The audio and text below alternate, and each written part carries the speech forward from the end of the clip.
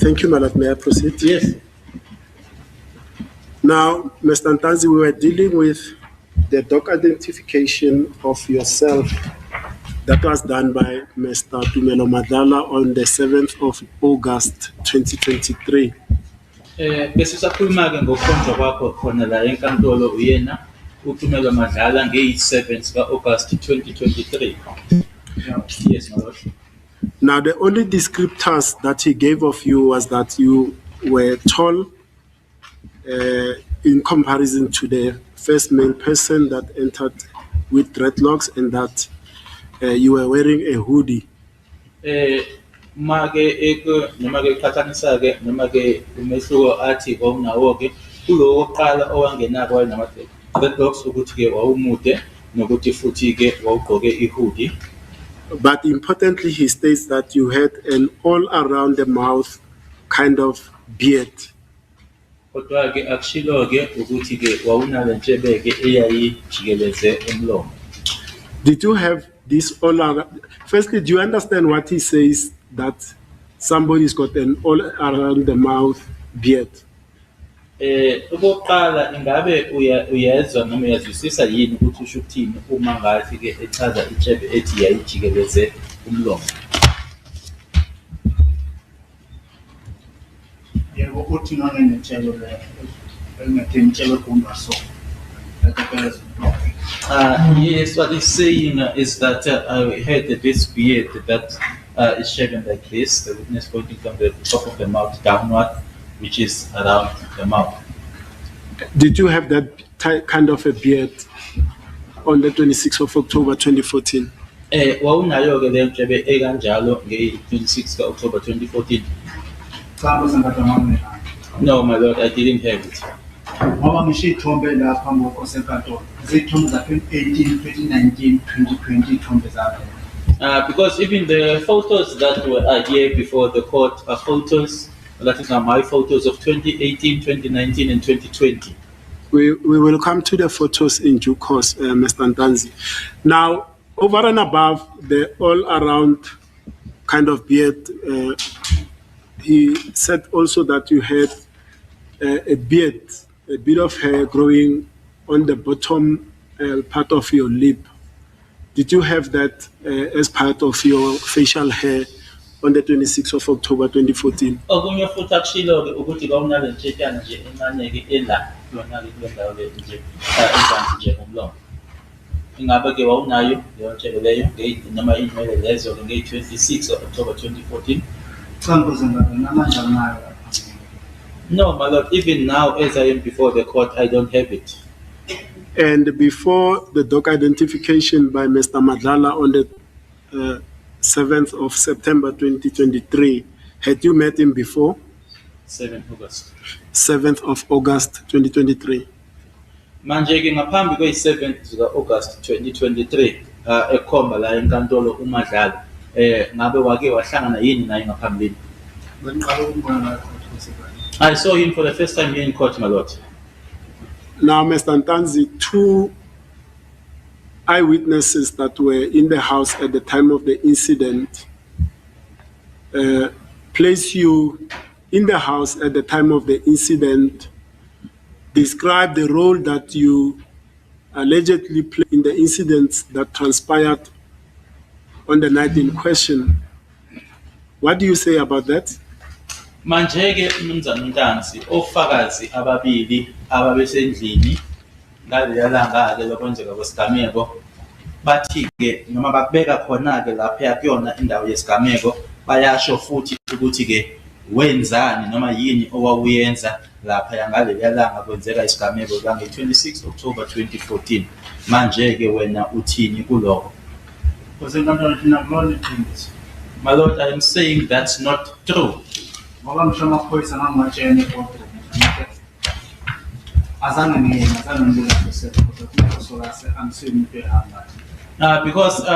even in the boardroom, my lord, I told the police officers I was not there. I did not kill Sento Meyiwa, and I am not someone who goes to force loggers or who visits force loggers. ngaze ngasho nabo ngathi mhlawumbe mhlawumbe bangibuza amazinto zengoma mhlawumbe ngaphendula kangcono hayi yabo okwashona komuntu. Because I even mentioned it to them a lot. If they were asking me about the traditional dance, I would be able to respond to them, but not things to do with someone's killing.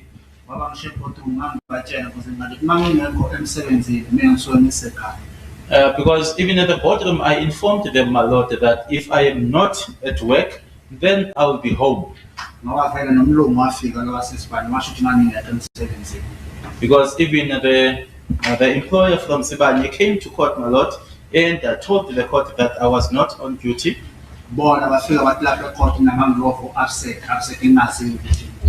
And they came here to court and said that I was absent, that I say I was away from work, absent. They didn't know my whereabouts. But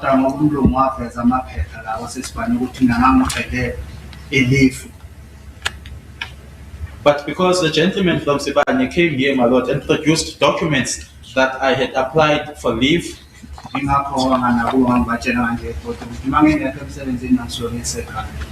which is then why I informed them as such in the boardroom a lot that if I'm not on duty, then I'll be home. Okay, thank you, Mr. Ntanzi. Now,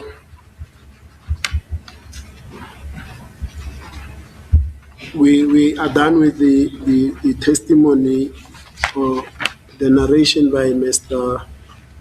Mr. Tumelo Madala. Let us now go to Mr. Mthokozisi Twala. Siqedile-ke manje ngobufakazi bakhe uTumelo Madlala, asiye kuyena-ke uMthokozisi Twala. And Mthokozisi Twala also testified along the lines of Ms. Zandile Khumalo in respect of the two male persons that entered the house on the 26th of October 2014. Umthokozisi Twala naye-ke ubufakazi-ke abethulile-ke ubufakazi-ke obusondelene-ke noma-ke obufanayo-ke nabufakazi bakhe-ke uZandile Khumalo mayelana-ke naloko kwenzeka noma labo abangena endlini ngeyi-26 ka-October 2014. He also testified in respect of the two male persons that had entered the house, the one entering first, wielding a firearm, pointing it out to the people in the house, and in the Zulu Sotho language, according to him, demanded cell phones and money from the people that were in the house.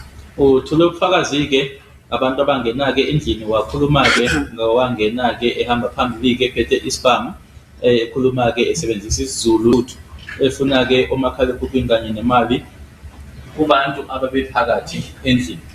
He also testified about firstly about Longwe pushing the dreadlocked male person with a firearm and leaving the house.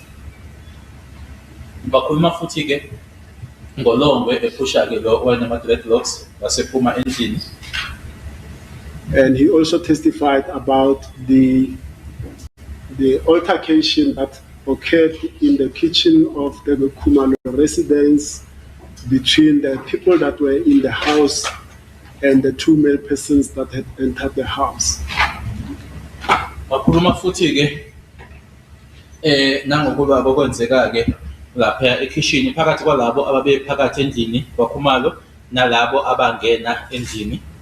And he testified he himself did not participate in the altercation because when it transpired, one of Kelly's children, a son named C, was busy playing in the house. So the first instinct for him was to protect the child. So he took the child and took cover for protection, watching the altercation from somewhere in the house.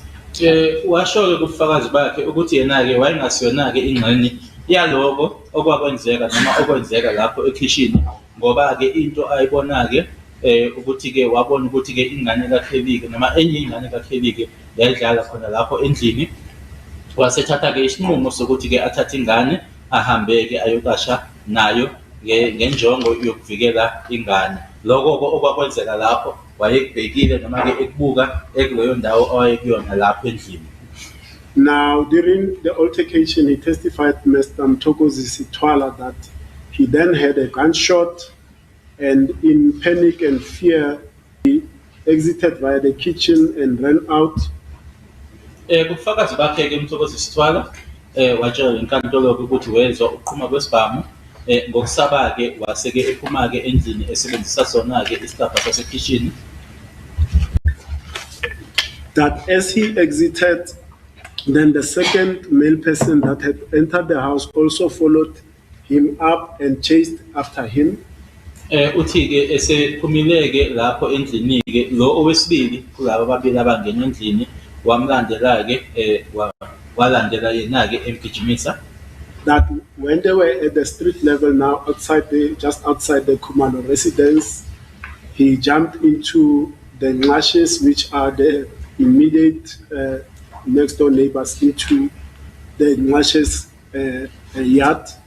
Uthi-ke bese semgwaqeni-ke ila ajompela khona-ke kwaNqatshe ekuwabakhelwane omakhelwane bakwaKhumalo.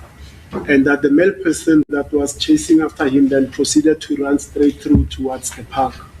Nokuthi-ke lo wesibili-ke owayebaleka noma-ke egijima emva kwakhe-ke yena-ke wadlula-ke wagijima eya ngasepark. Okay, I want to come to the part where he gives a description of the second suspect, and the description given is that he was tall and as well wearing a hoodie. Naye-ke uma emchaza-ke wathi-ke wayemude futhi-ke wayegqoke i-hoodie. And now basically, and also importantly, he says the second male person that had entered the house was carrying in his hand something sharp that looked like a knife. Okunye akusho-ke kubufakazi bakhe ukuthi-ke loyo wesibili-ke kukhona owayephethe-ke la esandleni okwakubukeka ungathi ummese. And that is basically the description that he gave of the second male person that had entered the house. Indlela-ke achaza ngayo lo wesibili-ke yena-ke uMthokozi Sithwala lo wesibili owangena endlini. Now, the first thing is that, Mr. Ntanzi, did you enter the Khumalo residence armed with a knife? Umbuzo-ke Mnumzane Ntanzi yilo, ingabe wangena yini kwaKhumalo uphethe ummese noma emzini kwaKhumalo uphethe ummese? No, my lord. Were you the person that entered the house carrying a knife? Wena umuntu owangena kuyamuzi uphethe ummese? No, my lord. Because even now I don't know where it is. Are you the person, male person, second male person that had entered the house that chased after Tumelo Madala as he ran out of the Khumalo household? Sorry? Sorry. I just said Tumelo Madala. Mtokozi Sithwala. Sorry. Thanks, Rajesh. Ingabe wena umlisa wesibili owangena endlini okuwena owagijimisa uMthokozi Sithwala kathi ephuma endlini? No, my lord. Are you the person that after chasing Mtokozi Sithwala as he jumped into the neighbor's yard, you proceeded to run to the park? Are you the person that ran to the park? Ingabe wena umuntu owathi-ke ugijima noma ugijimisa yena-ke uMthokozi Sithwala jompela egcekeni lakwaNqatshe wabe wena-ke usuyadlula-ke ugijimela ngasepark? No, my lord. Are you the second male suspect that participated or was involved in an altercation with the people that were in the house at the Khumalo household in the kitchen? Ingabe wena umuntu wesilisa okwakuwesibili owangena-ke khona endlini la ulwa khona noma ulisana khona-ke nabantu labo ababesendlini lapha kwaKhumalo? No, my lord. Thank you, Mr. Ntanzi. That practically, in essence, covers Mtokozi Sithwala's evidence in relation to the second male person that had entered the house at the Khumalo residence on the 26th of October 2014. Now, the other person that I want to touch on the evidence and ask you for your comments is Nthabiseng Mokete. And her testimony in essence is this, that she was parked outside, by the way, by way of background, she says she is Mapiri's sister. Omunye ke umuntu engifisa ke ukuthi ke ngikhulume ngobufakazi bakhe Nthabiseng Mokete yena ke oshilo ke nkantolo ukuthi uDadwo Maphiri, and they are the neighbors of the Khumalos, but diagonally opposite the Khumalo residence is the Maphiri household.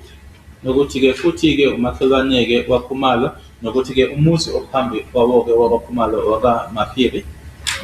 That on the night of the 26th of October 2014, she was seated in a car with a friend, Yolanda Nota, and they were just talking, sitting in a car, namely a Honda Ballad.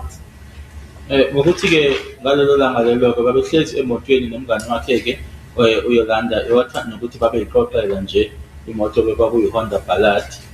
Now, that as they are sitting there, at some stage, she hears what sounded like a gunshot go off. Esahlezi ke lapho ila ezwa khona ke uqhuma kwesibhamu. Now she debates with her friend that is that a firearm, and the friend says no, and she says no. I grew up around the hostels. I know how a firearm sounds like. This is actually a firearm.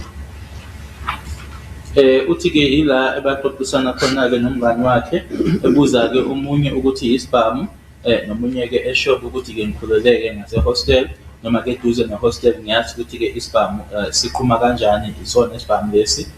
Now, as they are discussing, shortly after that first gunshot, he sees a person passing their vehicle running towards the park. Uthi ke besa xoxa kanjalo ke mayelana ke noqhuma lokho kwesibhamu ke noma sesiqhumileke okokuqala isibhamu babona umuntu ke edlula eya ngase park, and that person that was running was a male person. nokuthi umuntu loyo ke oyegijima kwakumuntu wesilisa. Now, shortly thereafter, they hear the second gunshot, and she's telling her friend, if we don't get out of this car, we'll die. And at that stage, they see two other males running past the car that they were in. Uthi saqhuma futhi ke isibhamu esho ke kumngane wakhe ukuthi ngane uma ngabe singaphumi ke kule moto sizoshona. Emuva kwalokho ke usebona abantu besilisa ababili edlula. And that one of the males that was running past the two had dreadlocks. Nokuthi ke oyedwa ke kulabo babili ababedlula wayena dreadlocks.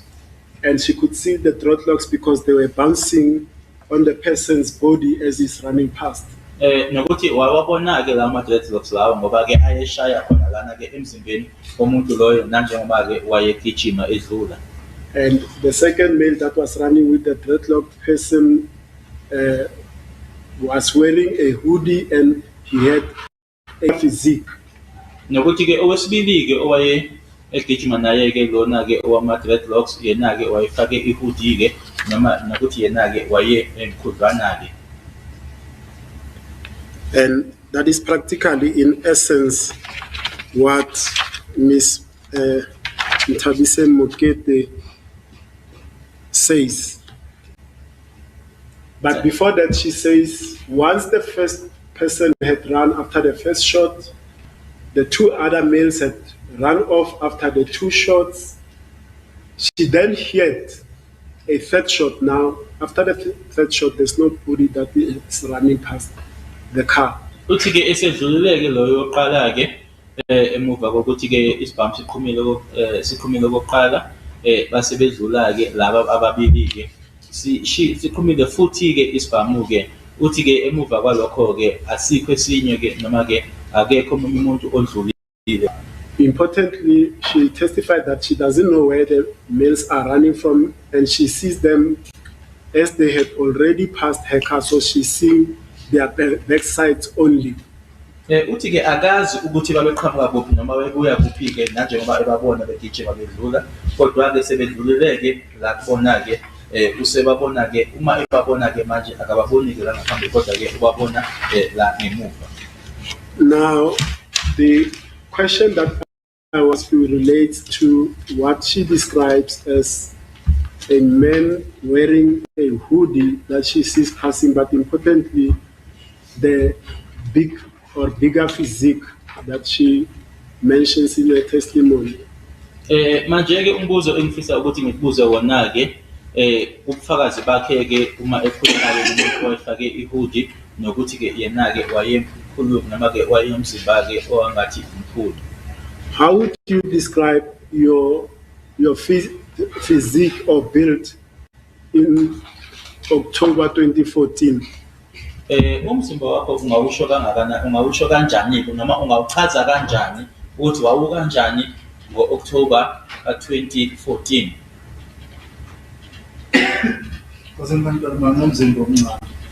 I have a small physique, my lord. Manje ngiconyana ngathi angisajima nathi angisajima nje ngisakona nje manje ngangibona manje ngiyajima ngiyakahle umzimba wami uyabuya kahle. Now I'm a bit better, my lord, because I am not active in the gym. If I were to go back to the gym, and then my body then comes back, my lord, and it is okay. Did you have a bigger physique on the 26th of October 2014? Ingabe wawunomzimba omkhulu yini ngo-October ka-2014? No, my lord. Okay. That is that with Miss Thabiseng Mokete's with her evidence. I just want to see one aspect here. No, it's fine. Now, I want to sequence what I'm going to do because now we are dealing totally with different aspects. Let's speak about your first appearance at the Boksburg Magistrates Court. Asikhulume ke ngehlandla lokuqala usenkantolo ke eBoksburg.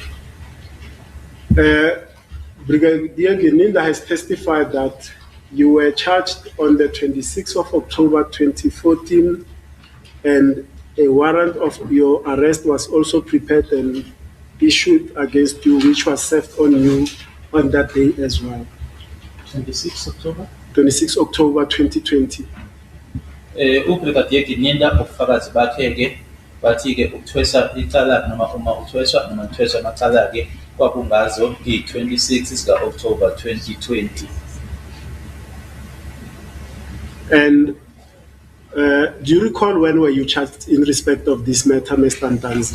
Ingabe uyakhumbula yini ukuthi kwakunini uma uthwesa lona icala leli? Yes, my lord. When was that? Kwakunini? I was charged on the 16th of June, my lord. Because I was informed when I was charged by Mokhane that we are charging you for the matter of Sergeant Meyiwa. And do you recall at which police station did Sergeant Mokhane charge you in respect of this matter, the Sergeant Meyiwa case? Ingabe uyakhumbula ke uma ethwesa icala ke yena uSergeant Mokhane kwicala lika Sergeant Meyiwa ukuthi kwakuyiphi police station? Ngangingayazi ngaleso sikhathi kodwa manje ngithi ngigcine ngizwa lapha ekhona. I didn't know it at that time, my lord, but I ended up hearing it here in court. They said it was Pretoria North. And the warrant of arrest, was it served on you by any police officer on the 26th of October 2014 at the police station where you were held in custody?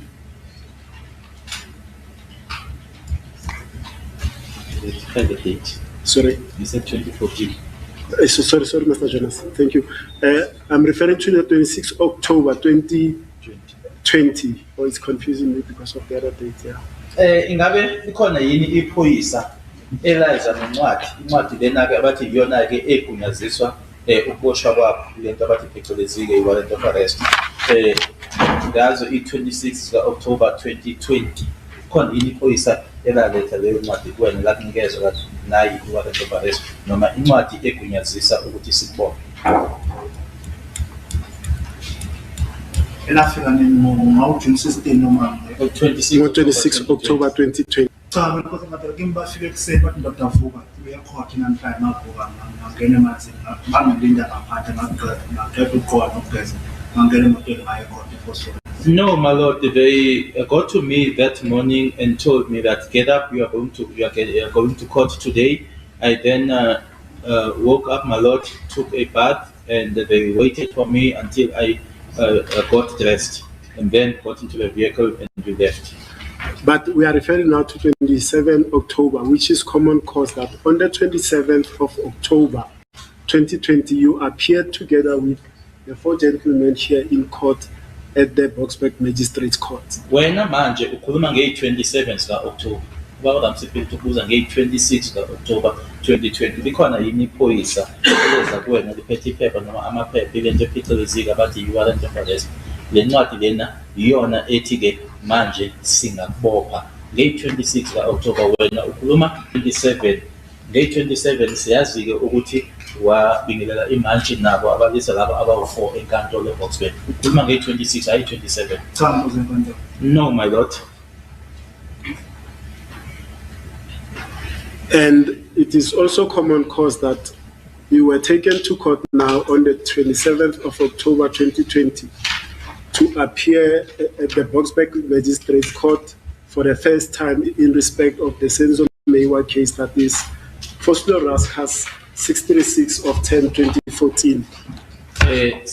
Sekuyinto-ke manje esiyaziyo noma eyaziwayo-ke ukuthi-ke uma uyobingelela imantshi noma uyobingelela imantshi ihlandla lokuqala-ke kwakungazo i-27 ka-October 2020 kulona icala leli-ke lase-Phosphorus 636/10/2014. Is that correct? Ngabe kuyiqiniso lokho? ukuthi ngaze 27 ngaya court. Yes. Yeah. Yes ma. Yes, I went to court. And you've testified yesterday that when you appeared at the Boksburg Magistrates Court for the first time, the only person that you knew from the co-accused was Mr. Sibiya. Is that correct? Ushilo-ke izolo sikhathi-ke uthole ubufakazi bakho ukuthi-ke umuntu owumazi-ke enkantolo-ke kulaba nabo-ke enkantolo kwakuwuSibiya kuphela. Yes, my lord. And that Mr. Mncube, Mr. Mapisa, and Mr. Ntuli, you were meeting them there for the first time and you did not know them before the 27th of October 2014, correct? Nokuthi-ke uMncube, Mapisa noNtuli-ke wabona-ke okokuqala ngagalelo langa laphayana nokuthi-ke ngaphambi kwalelanga lange-26 October 2014 wawungabazi. Yes, my lord. And when you appeared at the Boksburg Magistrates Court on that date, did you have a lawyer present representing you in this matter? Ngazo i-27 October 2020 uma-ke ubingelela imantshi laphayana eBoksburg wawunaye ummeli owayekumele ngalelo langa enkantolo. Yaye nankakhonjwe yimi yafika yona ukuthi wayengakhonjwa ngaye ukuthi akazokumela khona ngoba ngimazi ukuthi wayetshena ubani ukuthi ngiyakhona. There was no lawyer that I had appointed, my lord. Yes, there was a lawyer that arrived, Giaco, but he was not applying me. I don't know who appointed him to come and represent me in court. Did he place his name on record when legal representation was now required by the magistrate? Did Mr. Giaco place himself on record as representing you? Uma-ke imantshi angithi-ke manje kunesikhathi la khona-ke imantshi izothi-ke ubani omele umsolwa thizeni. Ingabe-ke uma imantshi imbuza-ke wawasho amagama akhe enkantolo nokuthi-ke yena umele wena noma wayemele wena ngalelo langa lelo. Mangikhumbula kahle because inkantolo wasukuma washo wakhuluma mina ngazama ukuphakamisa isandla. Isicelo samazange simukeleke. If I remember well, my lord, I think he stood up and he addressed the court. I raised my hand and my request was not accepted. Why did you raise your hand and what was your request that you wanted to convey to the court? Kwakungani uphakamisa isandla futhi ke kwakuyini isicelo sakho lesi owasenza enkantolo? Kosenkantolo ngangifuna ngithi mina ukwazi ukuthi ubani omtshela ukuthi mina ngiyekhotha and okwesibili ubani omtshela ukuthi mina ngiboshiwe. Firstly, my lord, I wanted him to indicate as to who informed him that I was going to court and who informed him that I had been arrested. Okwesibili kosenkantolo ngoba yena masesilapha phansi emaseleni la phansi ngawa ikhotha ehlelana isikhathi esithi maphansi isandla saphuma sehla sayemaseleni.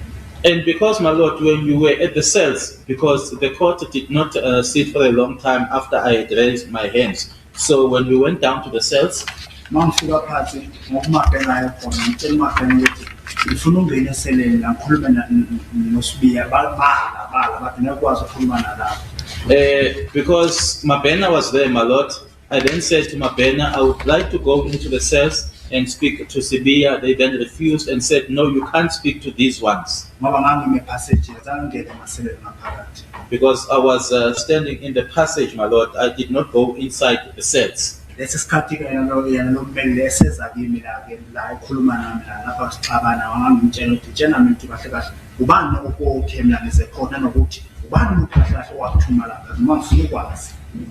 when the lawyer then came to me, my lord, and then we interacted there and we were sort of having an argument, and I wanted to know from him, who told you to come here, who told you that I was going to court? That's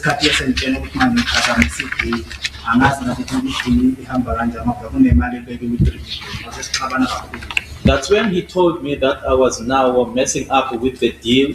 I don't know how the deal is going about, and there was already money that had been put aside to the tune of 3 million.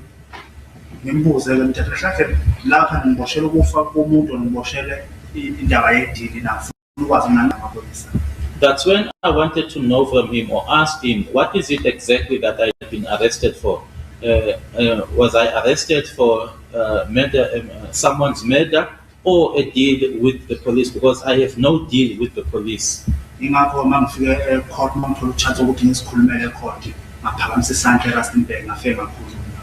That when I then got a chance to speak for myself, I raised my hand in Rustenburg and I addressed the court.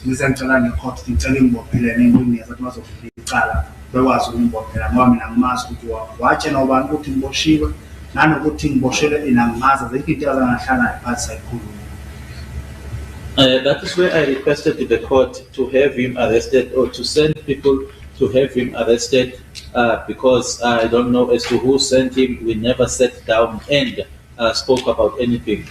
Now, Mr. Ntanzi, just to take you on this one, whether there was a lawyer representing you, I'll refer the Honorable Court to Exhibit EE, which are the transcripts for the first appearance at the Boksburg Magistrates Court on the 27th of October 2020. And at page 2, line 20, the court says, thank you, Mr. Mjiako, do you affirm your appearance on behalf of accused number 2? And he says yes. Then he makes apologies on why he did not introduce himself to the magistrate prior to the court starting.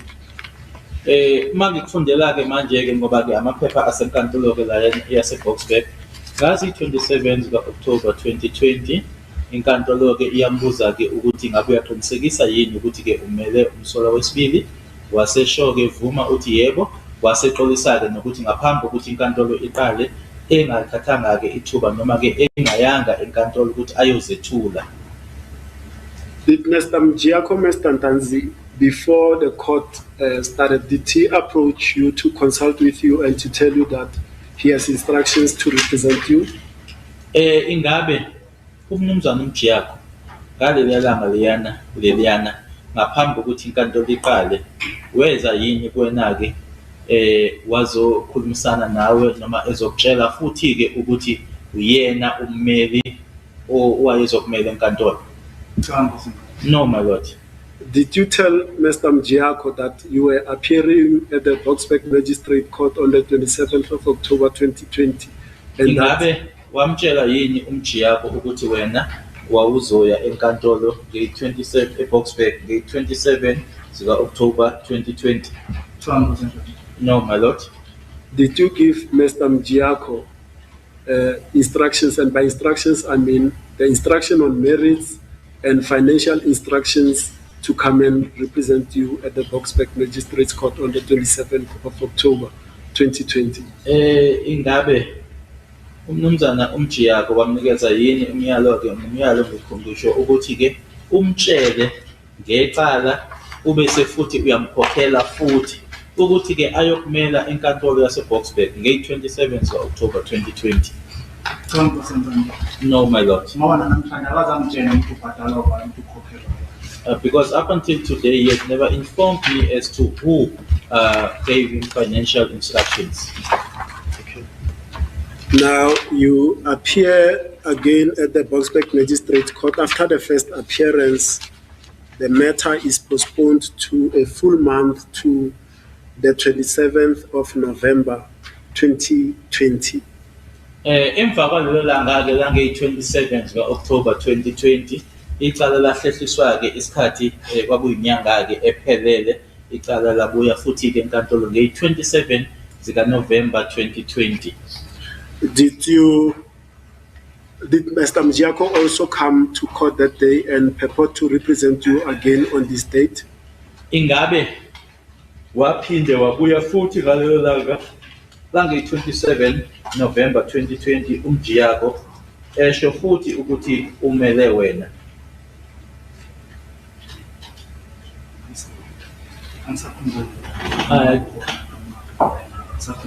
I can't remember well, my lord, whether he was there or not.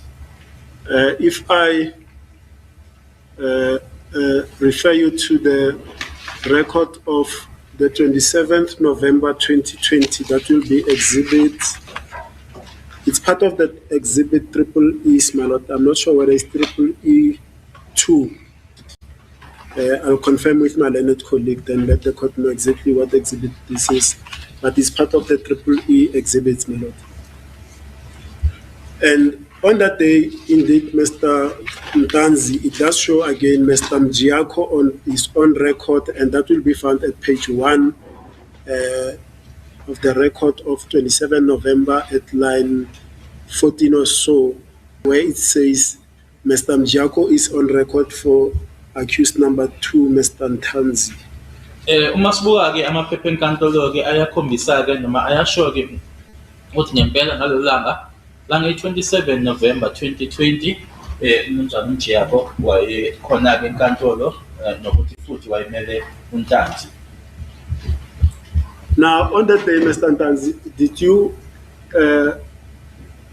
address your previous query from the 7th of October 2020 at court? Manje-ke ngalelo langa lelo lange-27 November 2020, ingabe inkinga le ewawunayo nge-27 zika-October 2020, ingabe waphinde wayisho yini noma wayikhuluma yini enkantolo? Kusenkantolo isandla nesiphakamiseka naBoksburg ungathola usizo. Sikhona isikhathi lapho enze and then nathola khona uchance masikhuluma nakusenkantolo. My lord, I raised my hand a couple of times in Boksburg without getting any assistance. But eventually there was a time where I got a chance to speak for myself. I cannot remember whether it was that date. I can't remember well. On the 27th of November 2020 at page 1313, at line 20, the court says to Mr. Mjiako, you may approach your client. And then at page 14, Mr. Mjiako comes to the court and says, as the court pleases, I apologize, Your Worship, for that. Your Worship, my client wishes to address the court, and I've advised him that he has to address the court through me, but he has been insisting that he will address the court. I'm not particularly related to this appearance. And then the court says, yes, the court is not going to allow you that at this stage. This is not a media conference. This is a court appearance. If you wish to address the media, do so on your own time and not doing it as part of court proceedings. I advise you to be quiet, sir. You have a legal representative, and I advise you to be quiet and act upon your attorney's instructions. Laphayana-ke kuloko qeda ufunda uyena-ke kwabora Mosipile, inkantolo itshela umnumzana uMjiyako ukuthi-ke ahambe-ke ayolalela ukuthi lo amele uthini-ke ukhulunywa ngawe-ke lapho. Waseya-ke uMjiyako kuwena-ke wabuya etshela-ke inkantolo ukuthi-ke Nkosi enkantolo umsolwa-ke ufisa ukuthi-ke akhulume nenkantolo noma khona-ke lokhu afisa ukuthi-ke ayikhulumele enkantolo. Ngimtshelile ukuthi-ke uma kukhona afisa ukusho enkantolo kufanele lokho akwenze ngami, kube yimina-ke omkhulumelayo enkantolo. Inkantolo-ke yase iphendula noma-ke ikhulumisana nawe-ke ithi lena akusona-ke isithangamisa abeyindaba. Uma kuwukuthi wena-ke ufisa ukukhuluma nabo-ke abeyindaba, kuzofanele lokho ukwenze ngesikhathi sakho ngalesiya sikhathi noma ngalela langa-ke liyana-ke wawuphambi kwemantshi.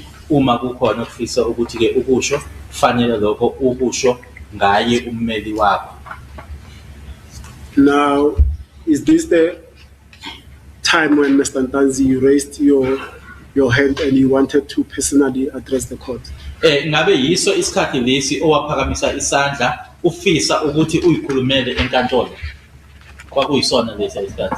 Ngiyathemba Nkosi kwakuyisona ngoba ngelanga lokuqala isandla masiphakamise, ngelanga lesibili isandla masiphakamise, nanokutholo ukusiza. I trust, my lord, that was the time, my lord, because on the first appearance I raised my hand, I could not get assistance. The second appearance I raised my hand and I also could not get any assistance. Now, on the matter was then postponed to the 5th of March. That will be the third appearance now at the Boksburg Magistrates Court. And then on that day, Mr. Mjiyako was not at court. However, he had submitted a letter via the Office of the Prosecution that was then read on record on the 5th of March at the Boksburg Magistrates Court on the 27th of November 2020. Lahlehliswa-ke icala ngalelo langa lange-27 November 2020. Lihlehliselwa zona-ke i-5 kuMarch. Ngazo-ke i-5 kuMarch lezo-ke uMjiyako wayengekho enkantolo. Kodwa-ke kunencwadi eyafundwa-ke ifundwa umshushisi, incwadi eyayidluliswe uyena uMjiyako.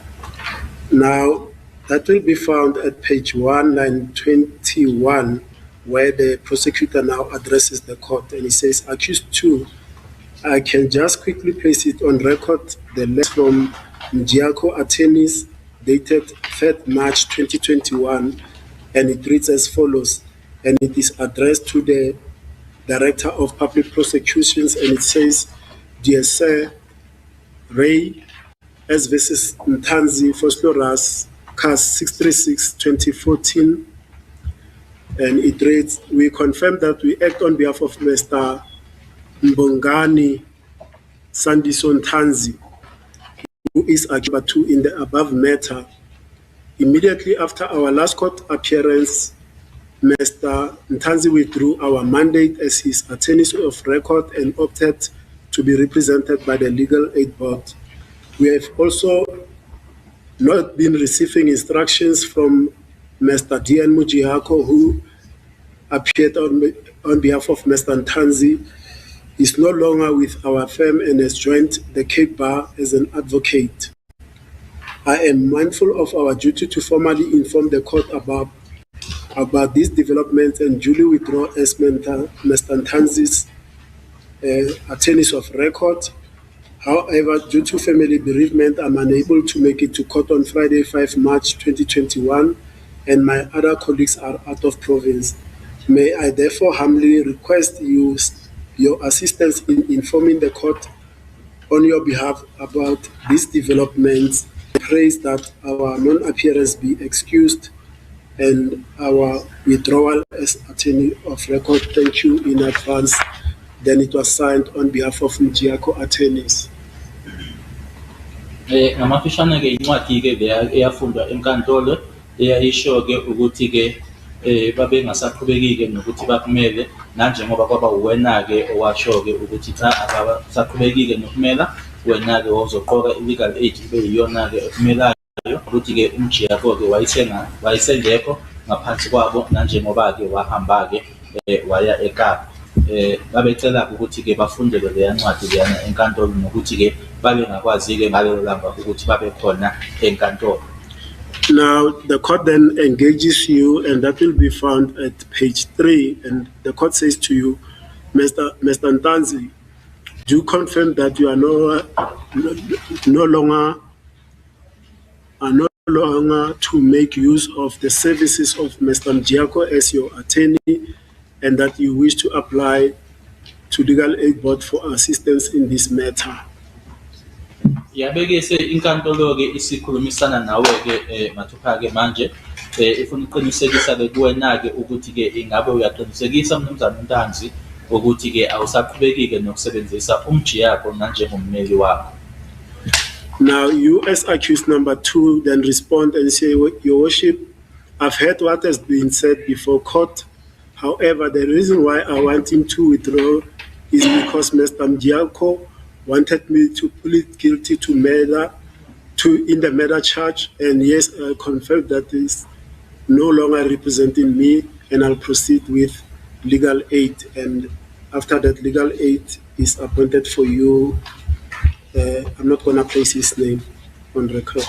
Wabe usuyaphendula ke wena uphendula yona ke imanje uthi yebo isizathu ngosenkantolo sokuthi ke ngingaqhubekike naye nokuthi ke ngimxosheke umntwana uMjiyako ingoba ke uMjiyako efuna ke ukuthi ke ngivume icala lokubulala. Yebo ke ngicela ke ukuthi ngimele noma ke ngiqoke yona ke ngiqokelwe yona illegal aid. Now, do you recall these proceedings, Mr. Ntanzi? Manje ke uyakhumbula leli langa leli enkantolo? Yes, I do, my lord.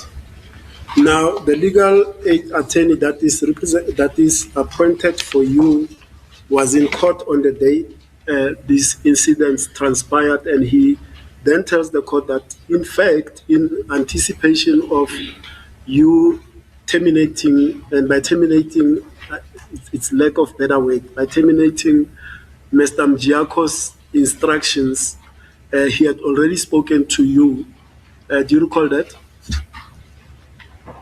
Ummeli we-legal aid wayekhona-ke ngalelo langa lelo enkantolo-ke ngokuthi ke mkhasibeke kwakulindelwe-ke noma-ke kwaziwa-ke noma ekulindele ukuthi-ke wawungasaqhubekike naye uMjiyako noma uzomxosha-ke uMjiyako ukuthi-ke ummeli loyo-ke we-legal aid wayesenkantolo ngalelo langa wabe ekhulumisana nawe. Now, at page 995, he reports back to the court now to say, now, the same may be going for accused number 2, the one that I have just coming on record. He's also complaining of assault, and may the same arrangement be made so far so that he can also be consulted or approached so that he can open a case.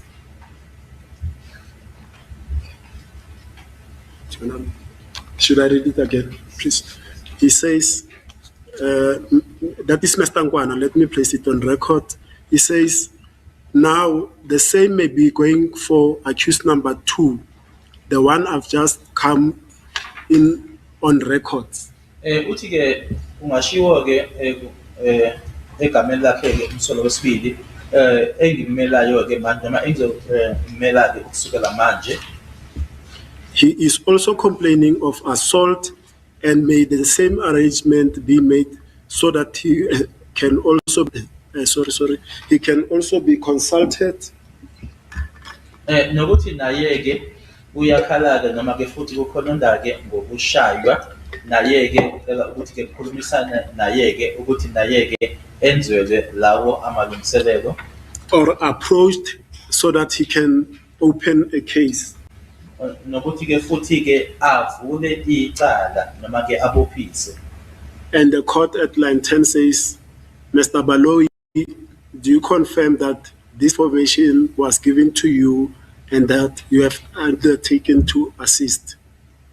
Inkantolo ke yase ibuza ke yena ke u-advocate uBaloyi ukuthi ke advocate uBaloyi ingabe uyavuma yini ke ukuthi ke ukutsheliwe ke lokhu wabe usuyathembisa ke ukuthi ke uzosiza noma ke uzolekelela. And the response to the court by Mr. Baloyi is that indeed, Your Worship, and there's an indication of what he said further. Impendulo ke yabuya ke na ke umnumzana uBaloyi yabe isivuma ke yathi impela nankosi enkantolo.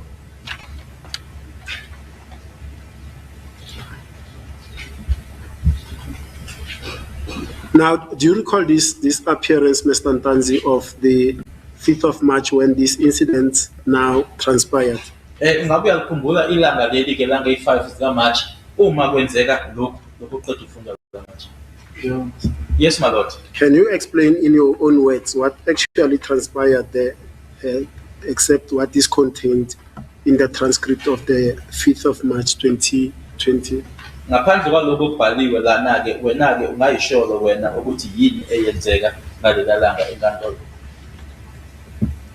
Usenkantolo yebo ummeli nomthola ummeli semkhokhela igama lakhe. Yes, my lord, I did get a legal representative. I just forgot the name. Ngifike ngitshene ke naye ngithi lapho nginenkinga la yalo mmeli lo bekade ngoba umbona nje ngekho lapha ecourt hayi ukuthi akakhokheliwe. Mina ngifuna ukwazi ukuthi ubani wamqasha futhi ubani omkhokhela imali ngoba kusuka eRustenburg ngangilokho ngimila ngale gama kahle kahle ubani utshela ukuthi ngiboshiwe ngoba mina ngaziyo ukuthi ngikuphi. I informed the legal representative, my lord, that I had a problem with the previous legal representative, and as you see that this lawyer is not present, is not here today. I've been having the same problem even from back in Rustenburg. I wanted to know as to who appointed you, not that the lawyer was not given financial instructions, but I've been wanting to know from him as to who informed him that I had been arrested, because it was my whereabouts were unknown. That I had been arrested was unknown. Nanokuthi mawufuna ngithabathe uzoya khona ubani omasisaya axhumana naye ngafuna ukwazi kahle. I also wanted to know as to who was informing him about my movements, about where I was gonna go. Ingakho necourt ke yase Bosbet ngaze ngakhuluma naye yanginike ithuba lokukhuluma ngayitshela ukuthi lo mmeli lo ngamtshela ukuthi ngishaye okokuqala ngishawa ngamaphoyisa ngambotha. That's then, my lord, when I was given an opportunity by the court in Boksburg to speak, I informed the court that firstly, I informed this legal representative that upon my arrest, I was assaulted by the police. Mangikhuluma naye ngelanga le-27 mangikhuluma naye lapha ngithi wena uqala utshela ukuthi ngishayiwe okwesibili usuzongitshela ngedili amaphoyisa indaba zo-3 million kahle kahle. It was on the first day when we spoke on the 27th, I told him downstairs that I had been assaulted. And then now you come and inform me or tell me about a deal with the police, a deal of 3 million. So what is really happening? Ngithi njengamanje ulapha ecourt. Mina zange ngikhulume nawe ukuthi uze ecourt nanokuthi uzokwenzana. Zange sikhulume nawe kodwa ukhona lapha ecourt uzongitshela ngedili. Right now you are here in court. We never spoke. I never told you about my appearance or coming to court, but you are now here in court telling me about a deal. Ingakho ngangichazela inkantolo into engangikhuluma ngitshela ukuthi lo muntu lo hayi ukuthi yena uthi mina angamkhokhela kahle kahle ukhokhela ubani ngifuna ukwazi nanokuboshwa kwami utshela ubani ukuthi ngiboshiwe. That is why I then informed the court that not that he did not receive financial instructions, but who informed him that I was arrested and who was paying him. Manje ke into ke engizwisa ubuhlungu lapha ubaba lo uvumile ukuthi ecourt uzomsiza kodwa azangisize ngalesi. But what's now hurting to me is that from what has just been read, Advocate Baloyi had undertaken to assist in court, but he never assisted me. Thank you, Mr. Ntanzi. Let me take you back, Mr. Ntanzi, to now when we were dealing with the dog identification by Ms. Zandile Khumalo and Mr. Tumelo Madlala. Ake sibuyele emuva-ke nkathi ngikubuza-ke ngokhonjwa la enkantolo uyena uZandile Khumalo noTumelo Madlala. There's an exhibit J that is the report and ID kit compilation by Ms. Amanda Yvonne Steenkamp, and this has been, like I said, it's an exhibit now, Exhibit J in court. And we when I say we, I say me and you, we intend to call this Ms. Amanda Yvonne Steenkamp during your defense.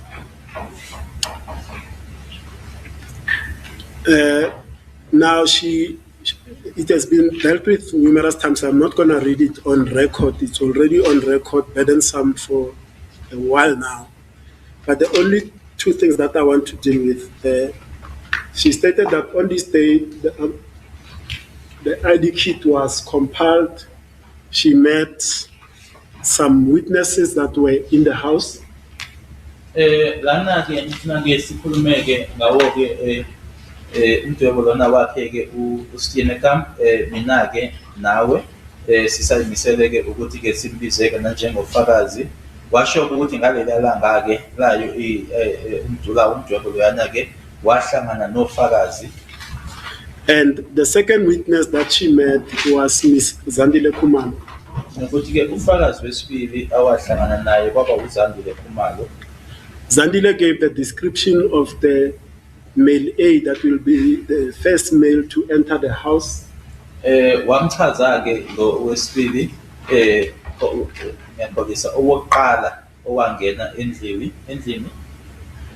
And with respect to the second suspect, and it will be found at page 4 of her report of Exhibit J, she says and she notes she could not describe the second suspect.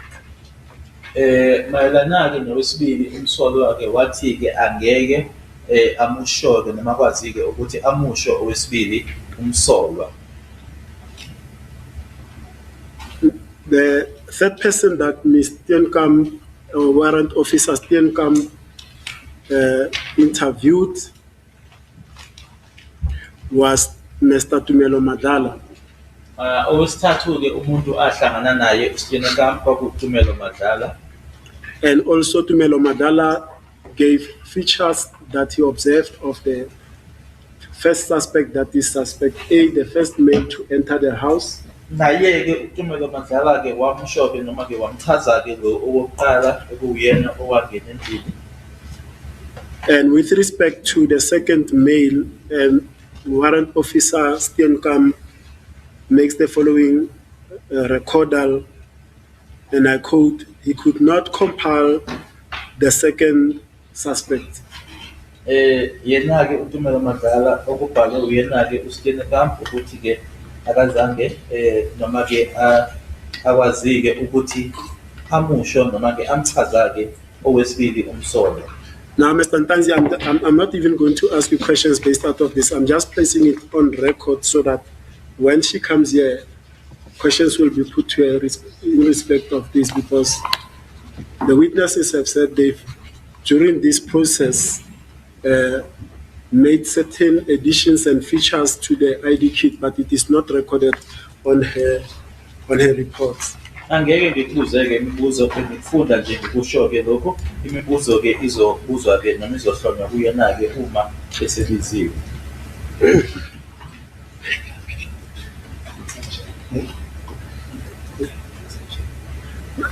My Lord, may we take a long adjournment? I'm very exhausted. We'll resume at 2. What's the time? It's nearly 10 to 1. 12 minutes to 1 to be precise, my Lord. I'm very exhausted, but I'll proceed after 2.